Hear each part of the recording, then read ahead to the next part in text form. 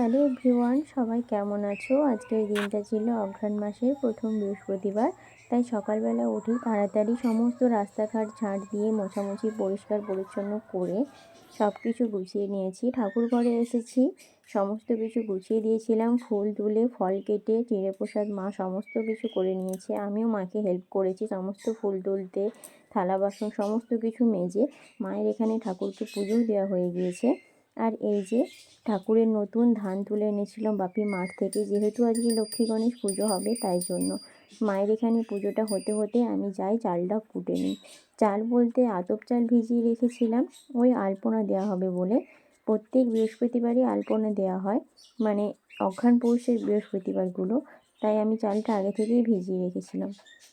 ঠাকুরমশাই এখানে চলে এসেছে। লক্ষ্মী গণেশ ঠাকুরকে ভালো করে ঘি তেল মাখিয়ে আবাটা দিয়ে স্নান করানো হবে। অঘ্রাণ পৌষ মাসের প্রতি বৃহস্পতিবারই কিন্তু এরকমভাবে স্নান করানো হয় না, শুধু প্রথম বৃহস্পতিবারটা ভালো করে আবাটা দিয়ে স্নান করিয়ে আবার একদম সেই পৌষ মাসের শেষে সংক্রান্তিতে নামানো হবে। আর এই অঘ্রাণ পৌষের বৃহস্পতিবারগুলো আমরা এই লক্ষ্মী গণেশের সিংহাসন ছুঁই না, ঠাকুরমশাই এসেই পুজো করে। আর আমাদের বাড়িতে 12 মাসই লক্ষ্মী পুজো হয়।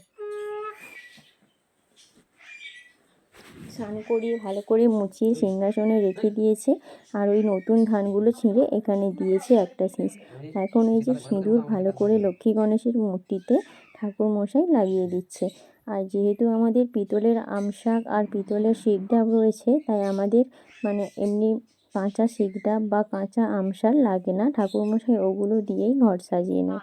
তো এখন এই যে ঘর সাজিয়ে নিয়ে সোলার মালাগুলো ঠাকুরকে পরিয়ে দিচ্ছে। এইদিকে সমস্ত কিছু ঠাকুরমশাইয়ের চাল নৈবেদ্যগুলো রেখেইছি। আর ছোট্ট বাটি করে রেখেছিলাম আতপ চাল যে বেটেছিলাম সেটা।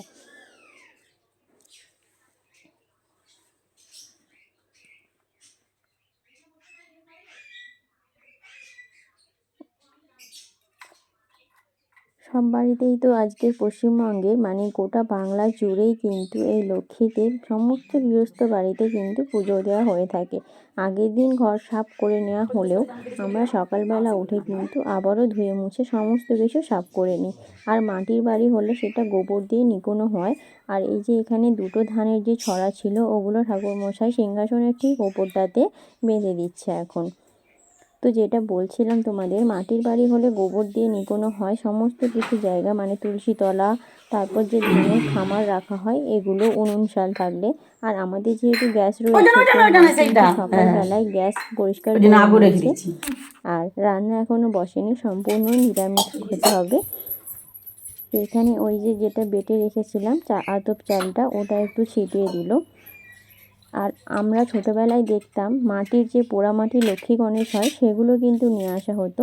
এখন আমাদের পিতলের লক্ষ্মী গণেশ থাকার জন্য তাই মাটির আর লক্ষ্মী গণেশ আনা হয় না।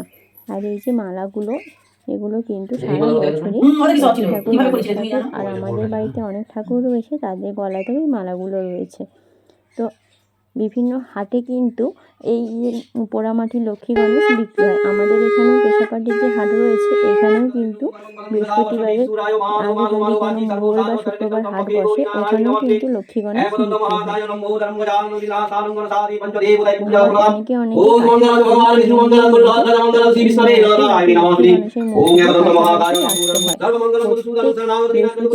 লক্ষ্মী গণেশের মূর্তিকে নিচে নামিয়ে মানে অঘ্রাণ পৌষ মাসে কিন্তু পুজো করতে হবে। আর সমস্ত পুরোহিত দিয়ে অনেকেই পুজো করে,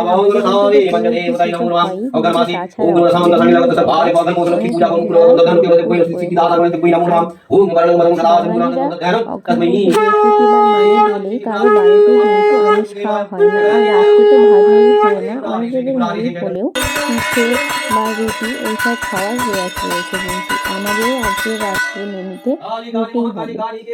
আর দুপুরবেলা একদমই সামান্য নিরামিষ অল্প খাওয়া।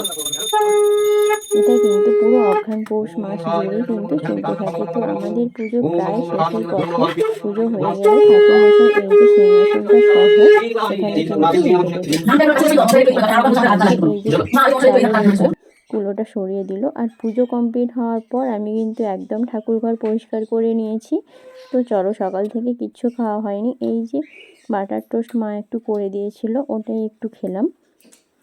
তো আরও কিছু কাজ ছিল সেগুলো আজকে দুপুরে কিছুই রান্না হয়নি, শুধু হয়েছিল ফ্যান ভাত আর আলু মাখা। ওটা দিয়েই আজকে সবাই দুপুরে আমরা খেয়েছি, ফ্যান ভাত আর আলু ভাতে দিয়ে। যেহেতু নিরামিষ আর তাই বাড়িতে এমনিও পুজোর দিনে অনেক কাজ ছিল, অনেকটা লেট হয়ে গেছিলো, তাই মা প্রেশারেই ফ্যান ভাত আর আলু মাখাটা করে নিয়েছিল।